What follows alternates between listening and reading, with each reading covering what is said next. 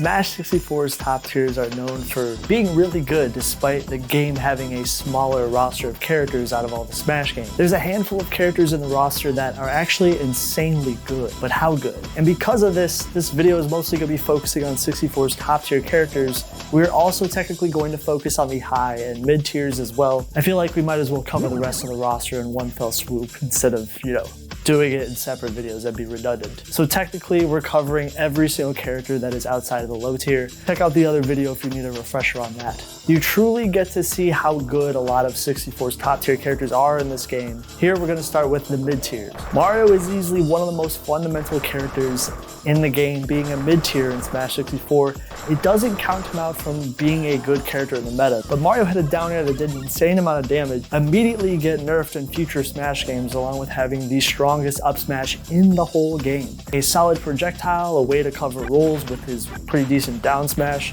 a very solid recovery, decent aerials for edge guarding.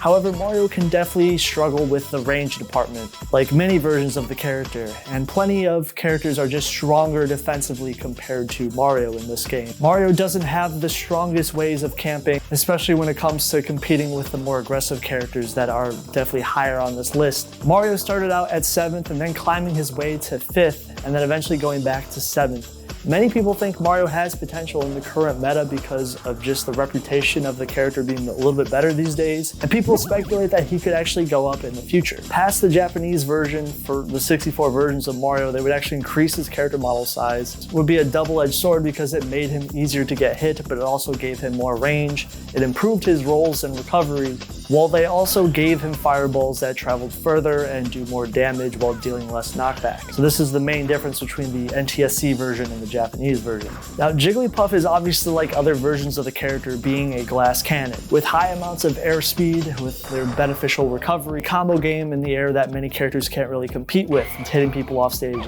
and because of her recovery, she can come back. Her smash attacks, of course, are pretty strong in this game, and it's pretty standard for this character, especially in melee. Other more specific 64 tools that she has, her back throw is a KO throw in this game. Her up smash is also really strong, which I know might be like, whoa, wow, this is crazy. What made Puff a mid tier in this game has to do with her lackluster range and survivability. Many characters, especially in this game, have tons of range and almost a cheap amount of range. Puff can really struggle in that aspect, especially against characters like Pikachu or Kirby. And her low weight obviously is going to make her bait for early smash attack kills or, just cheesing. Can definitely struggle against Fox, Yoshi, and Falcon too. Many future versions of Puff would actually get quite a few buffs, notably to rest KO power. But the most broken buff of all was making taunt have less end lag. That's crazy talk. In other versions, the buffs were actually more meaningful to Puff's development outside of Japan, like having a down smash with more range, while removing the momentum sliding. Did nerf her in the PAL version, unfortunately, like destroying her rest range. And Jigglypuff also has some cool tech like the teleport fake ledge jumping and rising pound, just to name a few. Definitely a step under the melee version of the character, but you can see a lot of the building blocks of what makes Melee Puff in the 64 version, just sort of not there yet. They were cooking up the melee version, they were figuring it out. In a way, this is the one time in Smash where I would say Jigglypuff was actually outclassed by Kirby, because Kirby did a lot of the same things that Jigglypuff wanted to do, but Kirby was just more consistent in this game, which is kind of a rare thing, because the melee is going to be the exact opposite. Now, Yoshi is an incredible character in this game. Now, this is kind of like the melee version in some ways, but the 64 version actually, similar to the melee version, they weren't figured out right away. It took a while for their metas to truly develop to the point where they're at today. It was not overnight. Yoshi is easily one of the most technical characters in the game. Having a parry,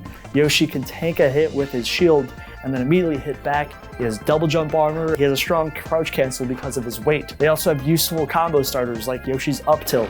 Down air can deal a maximum of 56%. He can meteor smash with his forward air. He has a strong up smash in this game. And he's also good at juggling fastballers like Fox. His weaknesses can include a few obvious things, like when he's off stage, he doesn't have the safest recovery. And when it comes to returning back on stage, he's obviously reliant on his double jump, as his up special doesn't rise very high at all, especially in this game. His grab is also very bad. It has a high amount of lag. It can lead to him being punished if he misses it. He even has the least amount of range out of all the tether grabs in the game, And he's also bad at dealing with aggression and pressure, and it can be difficult for him to deal with characters who just outrange him. He's still an amazing character in this game, and Yoshi had to really crawl his way to where he's at today. Yoshi was actually given quite a few buffs, like for example having more double jump armor, horizontal velocity, increased airspeed, and even down smash dealing more damage, and this was kind of what separated him from the NTSC version and the Japanese version. Fox is obviously here, and by no surprise, I mean, he's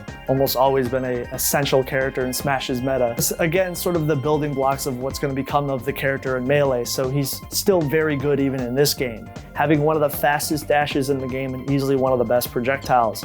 It's essentially an early version of Falco's laser in future Smash games, so it's kind of cool actually. It's a little bit of trivia there. So that means if you shoot out one laser, it can stun, and then you can also land cancel it. He has a shine that can be a combo tool, and it'll essentially become one of the most meme-worthy moves in the next Smash game, of course. But it's good in this game as well, although, you know, it's not as developed as the Melee version will obviously become. He actually has a beefy forward air attack that he does not get in future Smash games as this move changes in Melee. He has his most well-known tools even in this game, like his up air, up smash, being his premier KO tool. He also has his shine in this game, as you can edge guard with it. However, he does have some weaknesses, as Fox's recovery is definitely more exploitable in this game than, let's say, even Melee. He has no side special in this game, so if he's hit off stage, he's kind of dead a lot of the time. Yeah, for those who don't know, there's actually a limited amount of special moves in this game, so that's why a lot of characters don't have their side specials. It's for that reason. In future Smash games, his up special is going to be massively buffed distance-wise and utility-wise. However, that's not the case in this game, as Fox's fastfall speed is so fast, it's going to be one of the limiting factors for him even when he's off stage. This is also going to make him combo food, especially in matchups like Pikachu or Yoshi, where he's a combo heavy character with fast tilts and aerials, while having some solid finishers that are definitely positives for him. There is a little bit more of some negatives for Fox in this game. He's a prominent A tier character in the meta, but some people would say he's a bit outclassed by Kirby and Pikachu, who definitely have these safer recoveries compared to Fox. Pikachu is also one of the best recoveries in the game, so of course. Captain Falcon is very good in this game, probably the most unique version of Falcon, because he has plenty of moves that are actually totally unique to this version of the character. There's some moves you're never going to see again, even in Melee or Smash 4, Brawl, whatever. His dash speed, fall speed are all among the fastest in the game, being known for his incredible ability to combo in the air with his up air more specifically. Having a well-known Stairway to Heaven combo confirmed that leads very well into stringing multiple up airs together to any of his finishers. Even Falcon Punch works. It's really weird. Yeah, Falcon is really crazy in this game because of his low hit stun on his moves. It means you can easily lead them into other attacks. He is a combo machine in this game. You can even up special to finish opponents off. This version of Falcon is so unique because these two moves are actually really good in this game, especially compared to future Smash games where they're really going to nerf a lot of his special moves pretty badly. Even Falcon Kick is decent in this game, and again, people are probably going to be double taking on how hard this move gets nerfed in Melee. A big reason why Falcon is so good in this game, being the third best in the whole game, is despite being a heavyweight character, Falcon is incredibly explosive. And he doesn't have a knee, he doesn't have like some of the more iconic Falcon stuff, but he's still really explosive.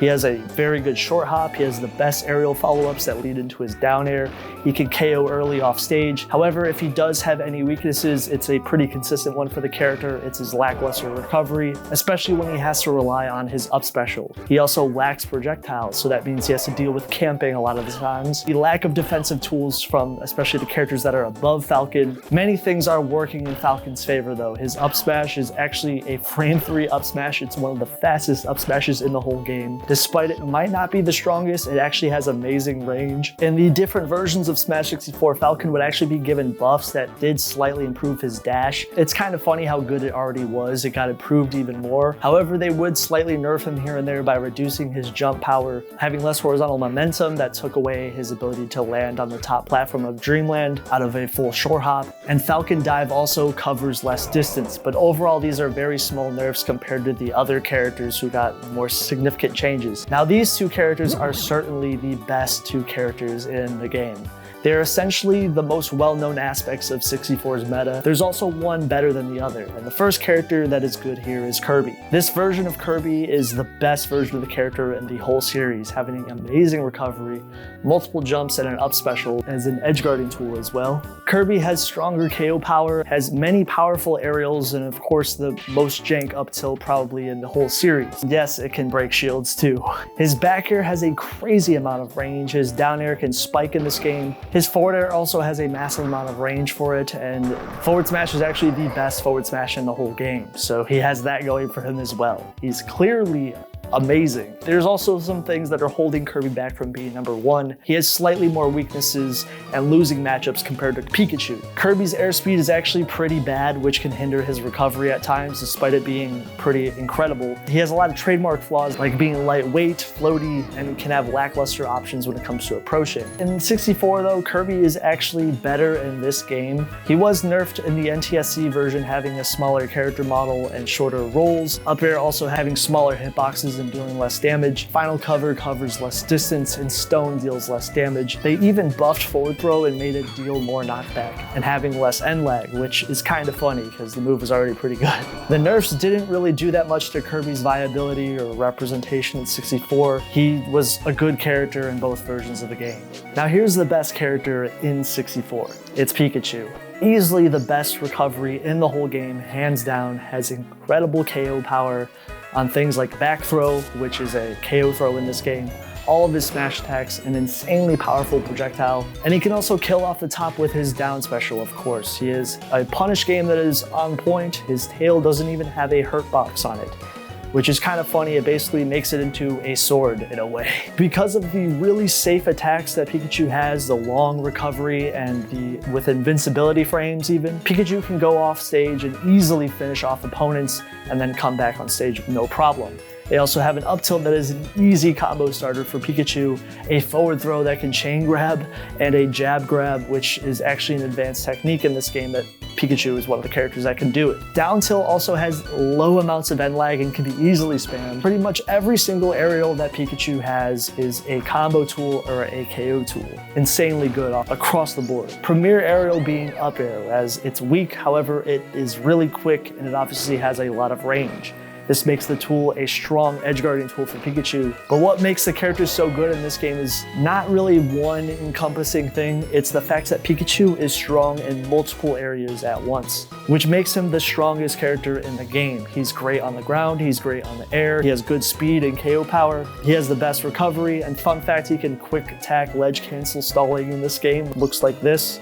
It is crazy, and this bleeds into his ability to be a threat off stage. Pikachu is really light, recovery, also doesn't snap to ledge, which can lead to Pikachu getting punished. These are very small things that aren't really affecting the character that heavily for Pikachu. They're not really big factors that are holding him back. He is really consistent, only having a few difficult matchups like against Captain Falcon or Yoshi. What's interesting is Pikachu actually was given plenty of buffs from the Japanese version to the North American version. They improved Pikachu's damage output on many moves like forward tilt, dash attack, forward smash getting more range, Thunder Jolt getting more damage, and that's kind of why I said this move is so good, while trading it for a shorter duration and knockback. Pretty much considered a top level threat since the very beginning of 64's meta. Many people feel Pikachu should just have their own tier due to the character's dominance. There was a time period where people actually wanted to ban the character for a period of time. That ultimately never happened, as Pikachu is still considered the undisputed best character in the game. Even with the years of development, there's definitely more counterplay, but still Pikachu has remained on top. That's how good the character is. Alright guys, thank you for watching the video. If you guys want to support the channel in any way, there's a